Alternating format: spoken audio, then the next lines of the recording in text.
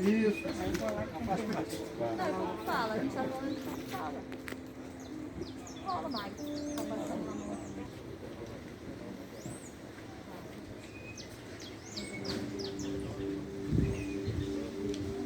Por que houve a necessidade de reativar essa base? Já era a população que estava pedindo? O que motivou essa reativação? Sim, o que motivou é que a população ela, realmente ela vinha pedindo, né, a reativação da cabine, né, e por causa também da bandeira azul. Então agora para ela é certificada a bandeira azul e agora, se eu não me engano, agora acho que no início de novembro ela é hasteada novamente.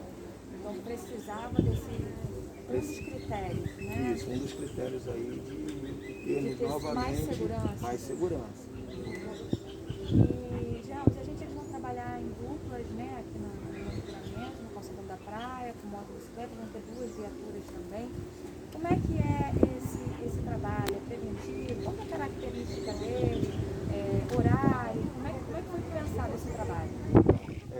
É um patrulhamento preventivo, né, tanto o serviço das bicicletas ali na orla, elas não saem da orla, faz ali o patrulhamento preventivo em toda a orla da praia.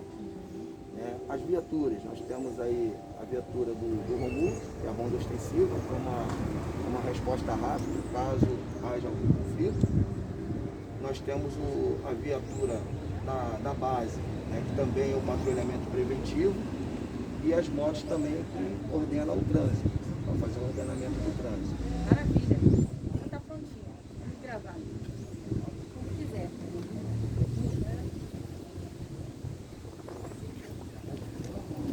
Vou pedir para você falar o seu nome todo, já vai estar gravando, tá? O seu nome todo e o seu cargo.